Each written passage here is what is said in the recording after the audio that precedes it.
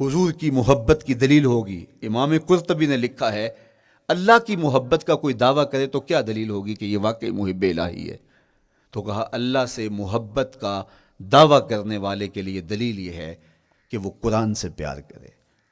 قرآن سے پیار اور قرآن سے محبت کی دلیل یہ ہے کہ حضور کا پیار سینے میں رکھے.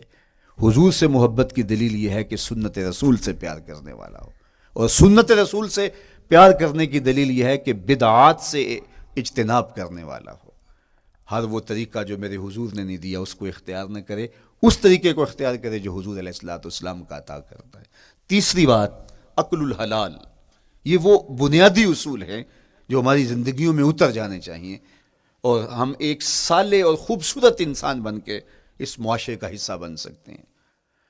عقل حلال زندگی میں شامل ہو تو زندگی کو جمال نصیب ہوتا ہے اور باطن اور ظاہر کو طمانینت نصیب ہوتی ہے. اگر رزق پاک نہیں ہے تو آپ کعبے بھی جائیں تو وہاں بھی آپ محروم پلٹیں گے. میرے حضور علیہ الصلوۃ والسلام نے فرمایا ایک بندہ لمبا سفر کر کے گیا, اشعث اغبر کے لفظ ہیں کہ اس کے بال بکھرے ہوئے ہیں, سفر کی گرد پڑی ہوئی ہے اور لباس بھی پھٹا ہوا ہے, شکستہ حالت, پراگندہ صورت, اور کھڑا ہے کعبۃ اللہ کے سامنے. یمد یدیہ, دونوں ہاتھ لمبے کر کر کے دعا مانگ رہا ہے اور کیا کہتا ہے, اے اللہ ومطعمہ حرام ومشربہ حرام وملبسہ حرام وغذی بالحرام.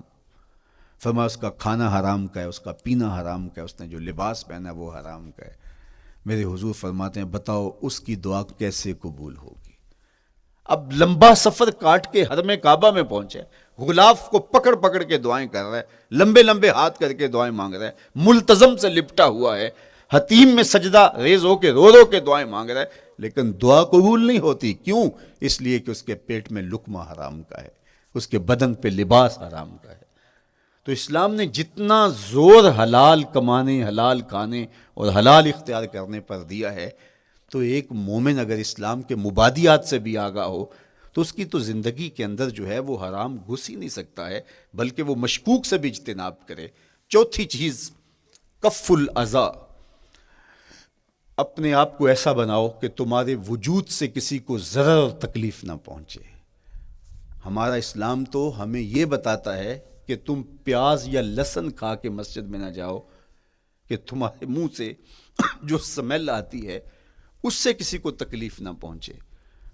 تو یہ اسلام کی دی ہوئی تعلیمات ہیں کہ مسجد میں بھی جانا ہے تو اپنے آپ کو دیکھو کہ تمہاری حالت کیا ہے, تمہاری وجہ سے کسی کو تکلیف نہ پہنچے. تمہارے رویے اتنے خوبصورت ہوں, تمہارے ہمسائے بتائیں کہ یہ واقعی مسلمان ہے. مسلمان کی تعریف کی گئی, المسلم من سلم المسلمون من لسانہ و یدہ. مسلمان کون ہے؟ جس کے ہاتھ سے, جس کی زبان سے دوسرا مسلمان بھائی محفوظ ہے, تو وہ مسلمان ہے.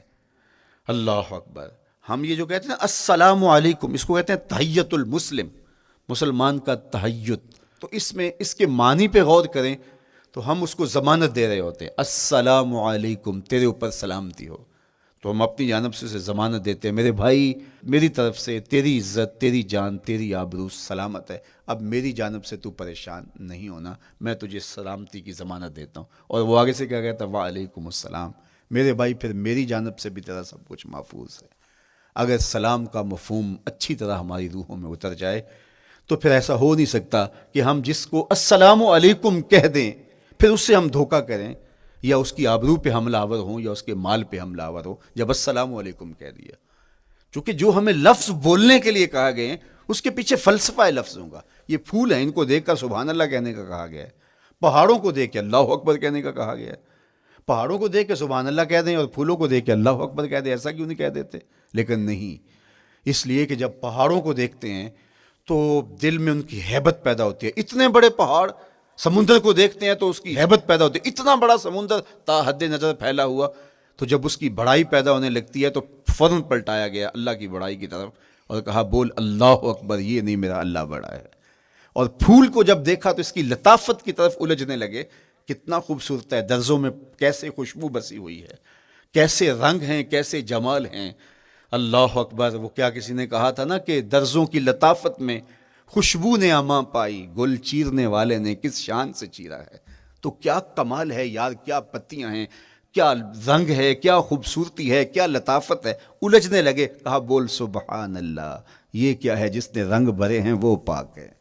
تو تیرا دل الجھ نہ جائے. تو جو ہم بولتے ہیں لفظ جہاں بھی بولتے ہیں اس کے پیچھے ایک فلسفہ ہوتا ہے. السلام علیکم یہ تحیت المسلم ہے. جب ہم کسی کو کہتے ہیں السلام علیکم تو اس کو ہم نے ضمانت دے دی، بس بات ختم. اب جو ہے وہ میری جانب سے تو محفوظ ہے. لیکن ہم سلام بھی لے رہے ہوں گے اور ہاتھ بھی کاٹ رہے ہوں گے اور اس کی جیب بھی کاٹ رہے ہوں گے، پھر سلام نہیں لیا، ہم نے منافقت کی ہے. تو کف الاذی چوتھی چیز. اور پانچویں چیز اجتناب المعاصی، گناہوں سے اپنے آپ کو بچا کے رکھنا. نیکی کرنا بہت اہم ہے، لیکن نیکی کرنے سے زیادہ ہم اپنے آپ کو گناہوں سے بچانا ہے.